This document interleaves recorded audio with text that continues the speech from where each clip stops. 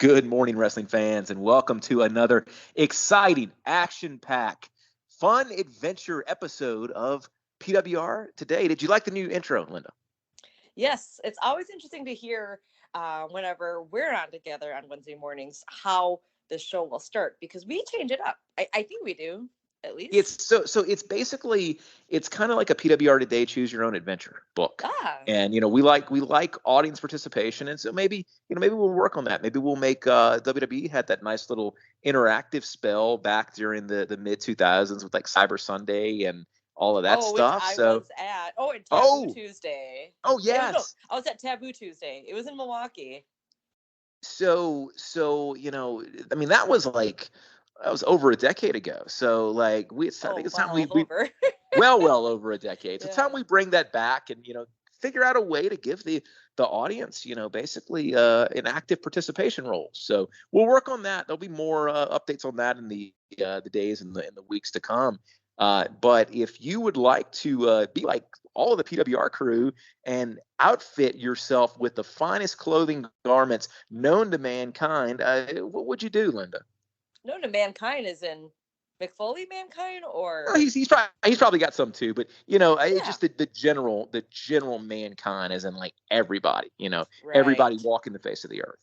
Well, then everyone, all of mankind, should check out collarandelbowbrand.com.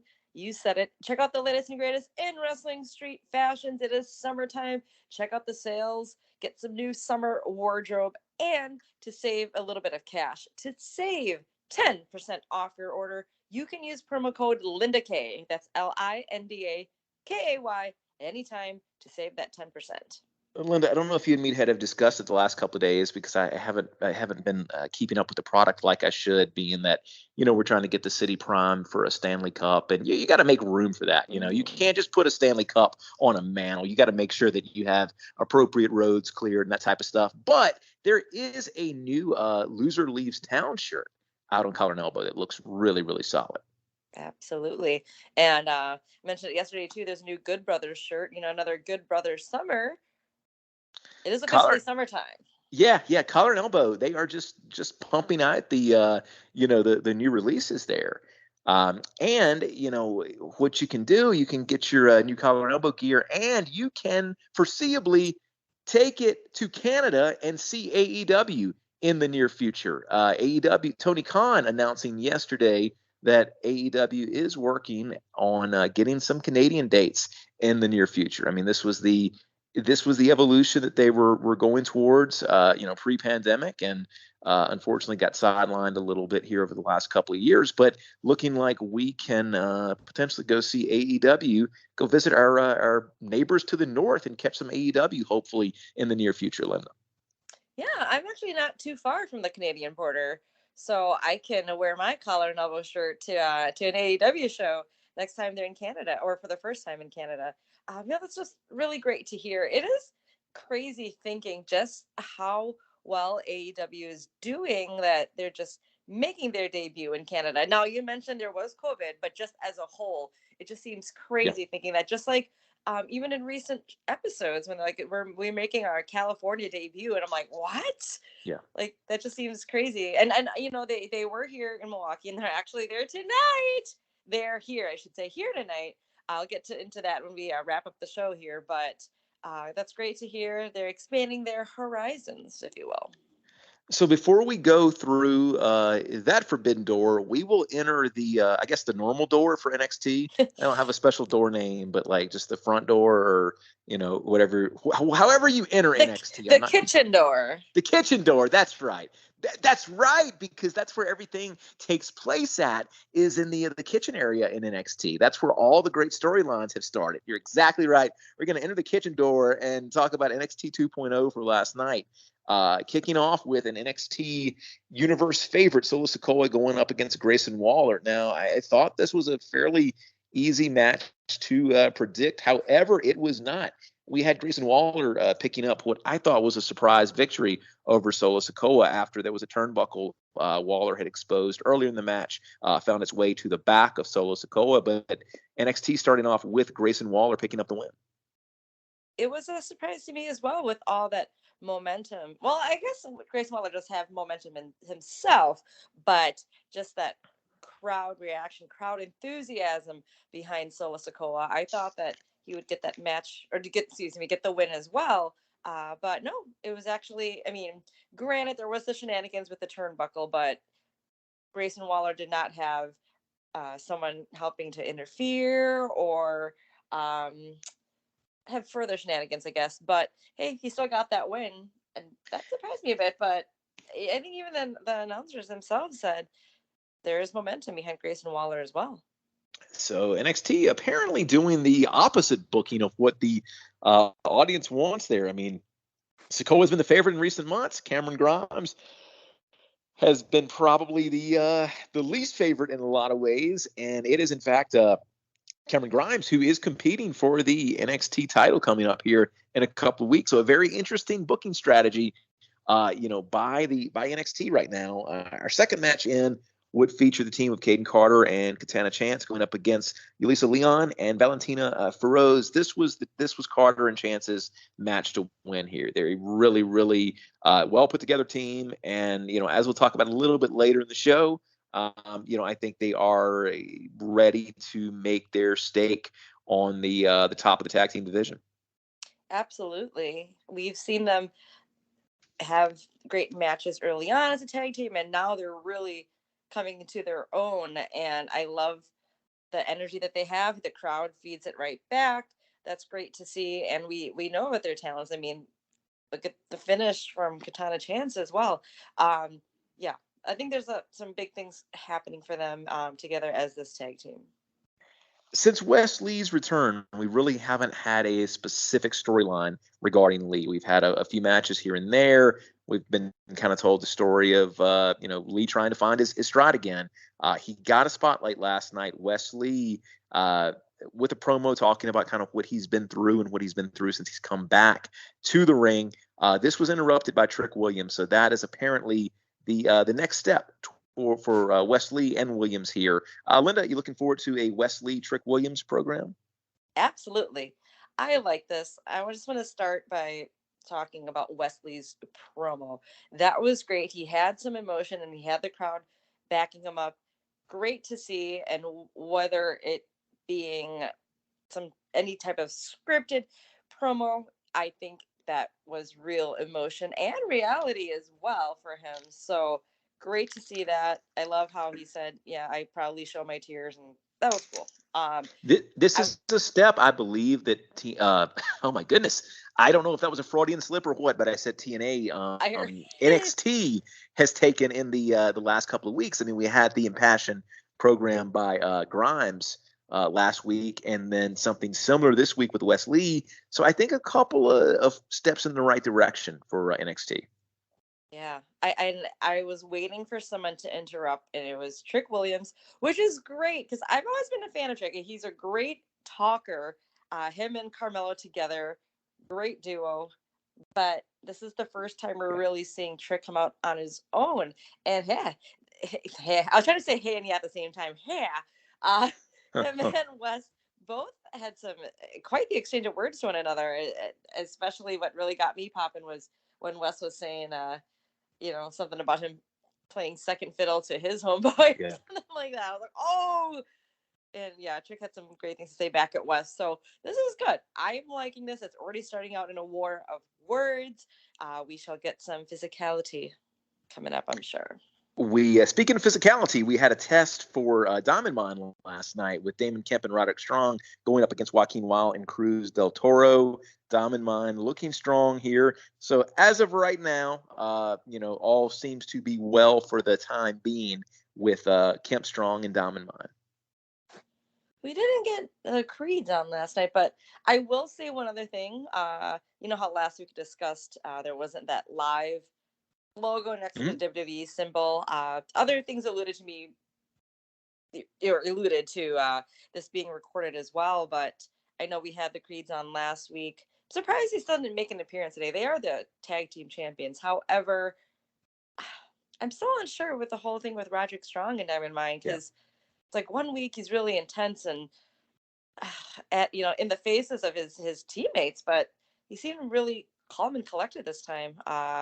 Maybe it's just amongst him with the Creed brothers, with Ivy.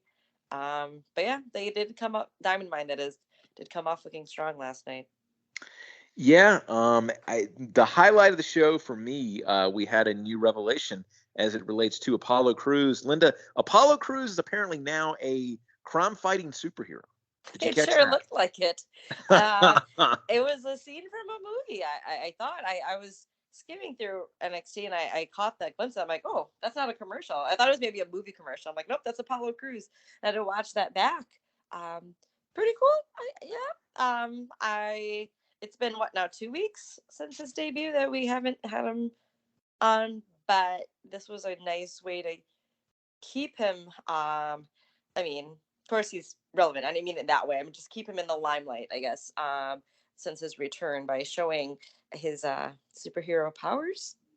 I guess, or by superhero powers, we mean walking down a dark alley Crime and stop. fighting. But however, we were led to believe, I think that was in his head though, because he was still faced with the decision on what to do at the very end of that. So, I mean, maybe even more important than Apollo Crews being a crime fighting superhero, we're actually now able to, read his mind and, peer into the cerebral prowess of Apollo Crews. I mean, that's a pretty big deal. That's really interesting that you said that. I was thinking they were recapping like, oh, he's not afraid of anything, but they did go back to him back where he started with that gentleman telling him, don't go down the alley. There's no good going on there. You know what they should do, Linda? They should just run with this every single week and, give us this for a couple of years. Not that we ever forget Apollo Crews, but he just doesn't do anything in ring or in person. Like, it's just this complete backstory for like years. Just get the audience just ready, just foaming at the mouth for Apollo Crews, after you see like several movies worth of his escapades. So a couple years, not a couple of weeks, but a couple of years. No, couple years. Oh, okay. So moving ahead, we had a segment with Toxic Attraction, would eventually be interrupted by Roxanne Perez and Cora Jade. Now, during this segment, Perez stated that while she knows single success is going to be in her future, right now she wants to share her special moment, if you will, with Cora Jade, alluding to the fact that she's going to use her contract to go after the NXT Women's Tag Championships. This, however, would bring out Caden Carter and Katana Chance, basically telling them that they're not going to jump in line, and we would have some physicality between Carter, Chance, Perez, and Cora Jade. So the NXT Women's Tag Team division, that title picture is not exactly crystal clear right now, Linda. Did Chase and Carter turn heel right here, or did they just really? I don't think so. I think that it's just, hey, we've got that's our chance. No pun intended there.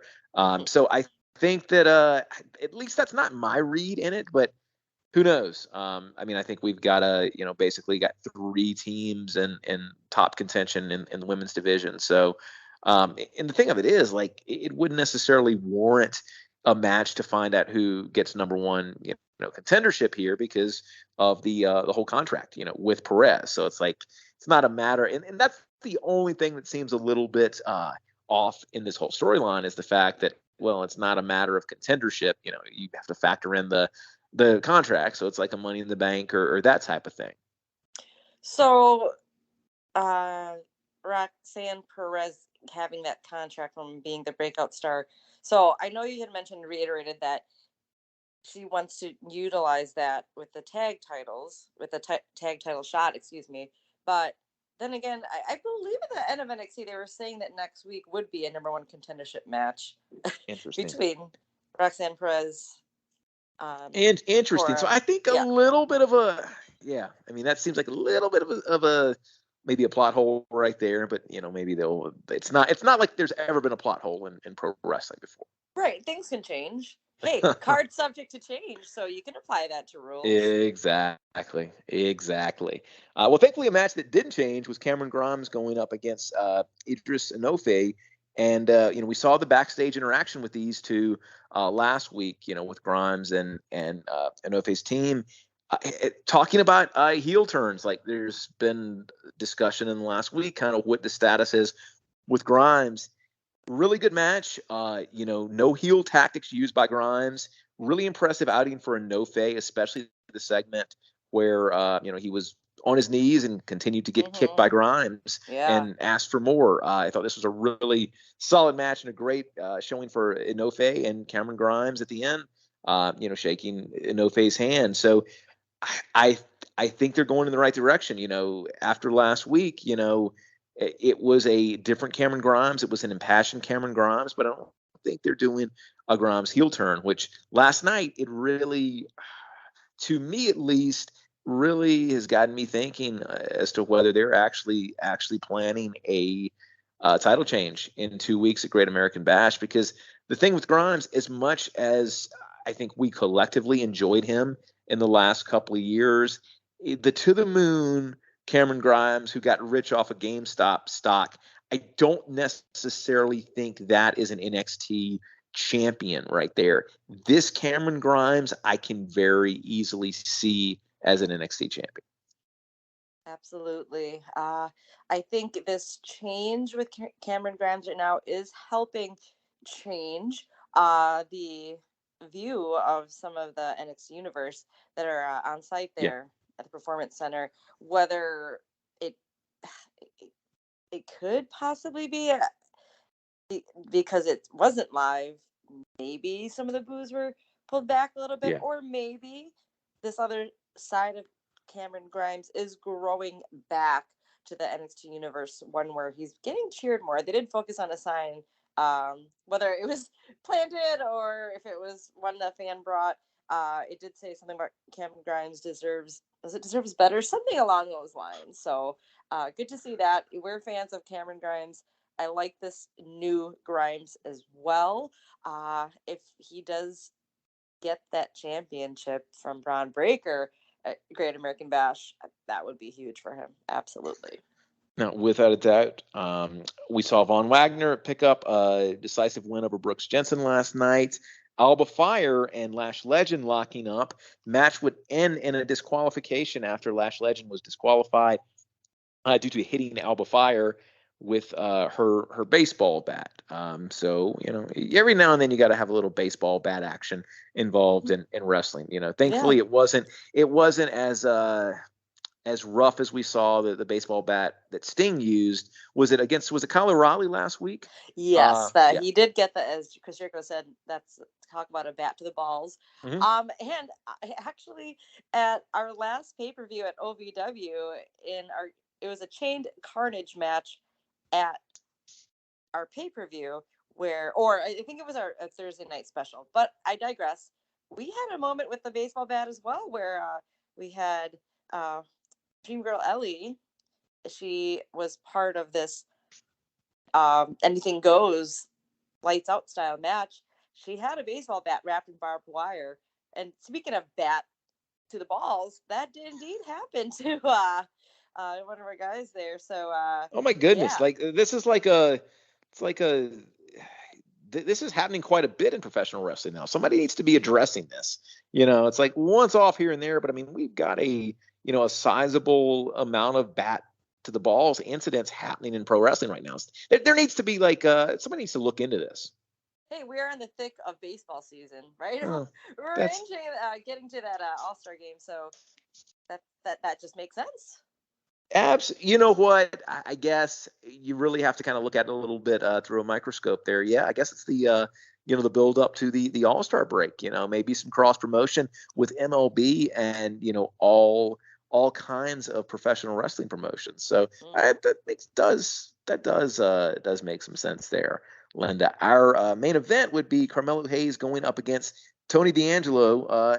Linda, how many weeks away are we from losing two dimes? Like, how many weeks did they tape and put in the can here? I'm not sure, but let's see.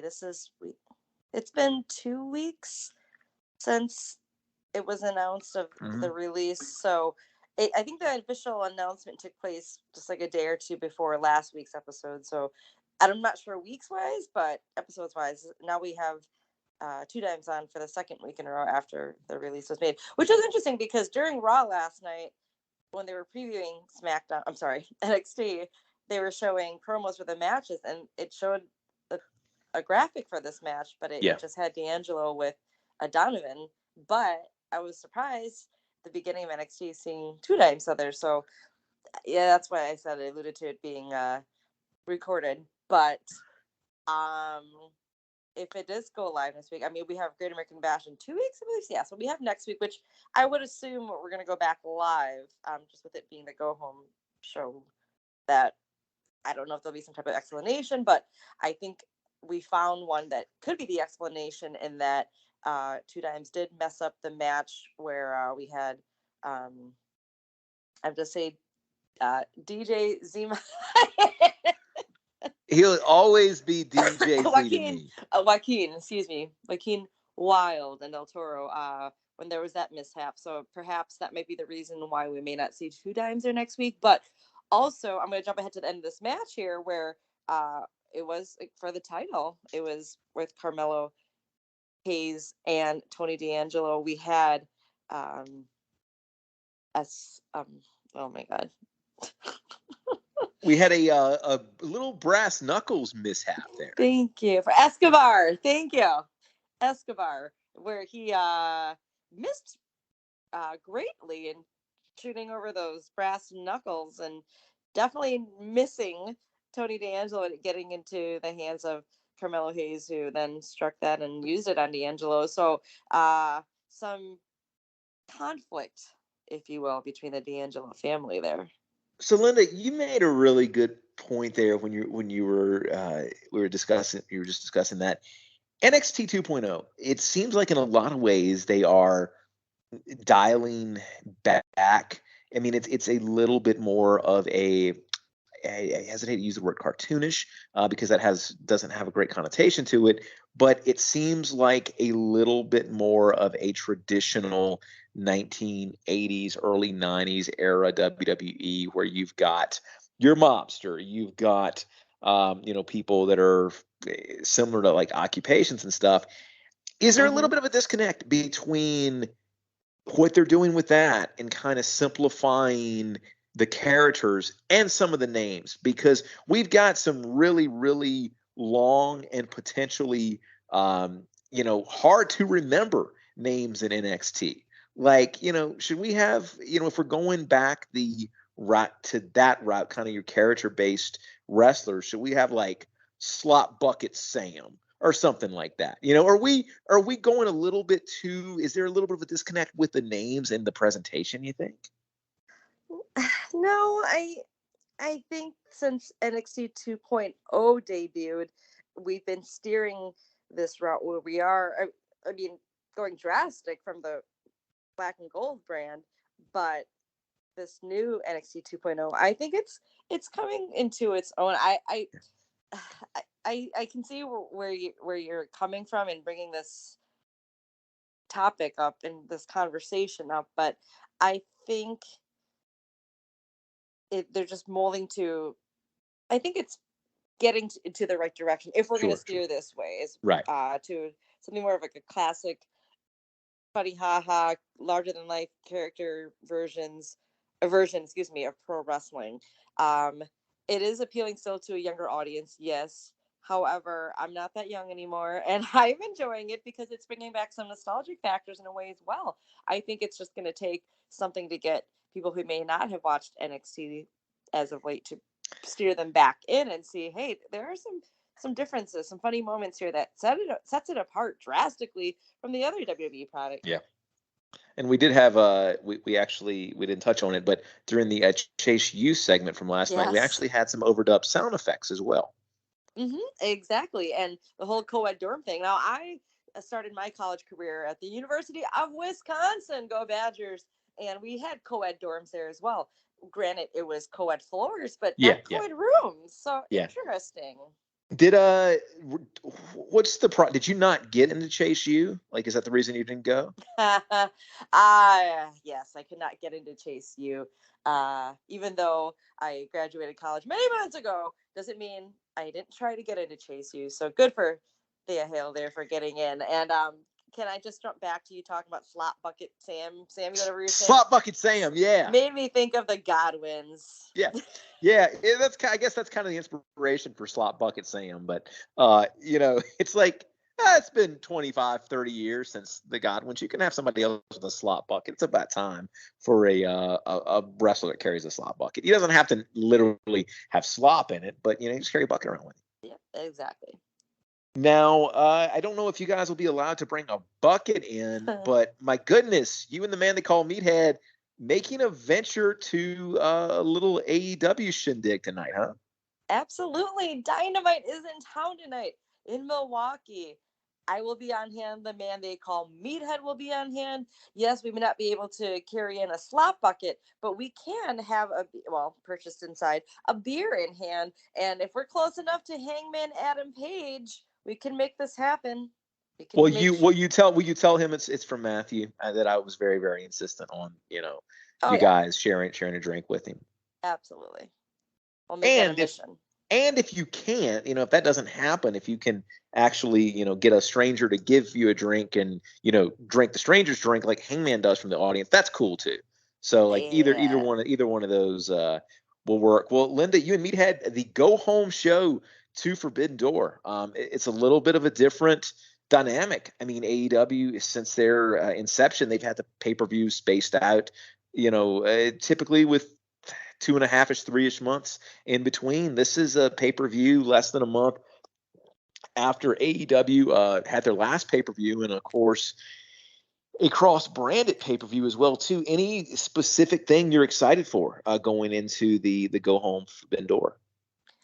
The excitement, the feel of a Go Home show should be interesting, and also I guess I'm just more intrigued at how I will feel in my reaction, not just mine, but those around me too. Like we've seen on TV, the crowd popping for a lot of the New Japan stars, or just these resurgences of feuds within New Japan Pro Wrestling. So I'm interested, and intrigued to see the reaction here in Milwaukee. But I know I'm going in with an open mind. I've been watching the product. I'm interested to see Will Ospreay, Aussie Open, and just some of the other talents just coming in. And I think it will be a great show. I think it will be. I almost sometimes enjoy those Go Home shows more than the actual pay-per-view being on site. I don't know why. Sometimes it's just maybe just more loose, laid back, the familiarity. I'm not sure, but I'm excited to be a part of this show tonight in Milwaukee. And the interesting thing with AEW now, Linda, I mean, it is a true Go Home show. WWE, I don't know how many people subscribe to Peacock on the show before a WWE Network special event, premium live event, whatever the exact nomenclature is. However, AEW still got to ask from you, the viewer, and that ask is you press the buy button, whether it be on your cable box, or I guess your remote. I guess you're not going to literally press a button on the actual box. You can, but I don't think you can buy it that way, or whether it be Bleacher Report. I got to say, I think my game plan with this upcoming show is just to go straight ahead to the old cable box that did not let me down last time, and I have not had great experiences with Bleacher Report. So I think I'm going to be purchasing it from my cable provider. You know what, Linda? I might even go old school. I might even call him up this week and say, good kind sir or madam, Matthew Thomas would like to give you my hard-earned money to purchase this event from All Elite Wrestling. Can you make that appear on my television set this weekend? You know what? People don't talk to each other enough. Everything's so automated. I think I might call up my local operator and get somebody else to buy the pay-per-view for me. Exactly. You got to put in your 4-digit PIN, maybe. We're going to go that way. Yeah. Exactly. Well, you know what? I'm trying to remember if Colorado is a one party or 2-party recording thing, like if I have to get the person's permission. But, when you call your cable company, they're already recording it for like quality assurance and stuff. So maybe I'll record me ordering my pay-per-view old school, just to give the listeners, a little throwback of the way that it used to be. Yeah. Give everybody that nostalgic feel, that experience. Fantastic. Well, Linda, tomorrow it's slated to be me and Meathead, but I think he's going to report from the building or in his car or on his way out of traffic or something. So we look forward to the updates from both of you, and look forward to hearing your reaction to the show at some point in the near future. Will do. Thank you, Matthew Thomas. Fantastic. For Linda Kay, this has been Matthew Thomas. We'll talk to you tomorrow.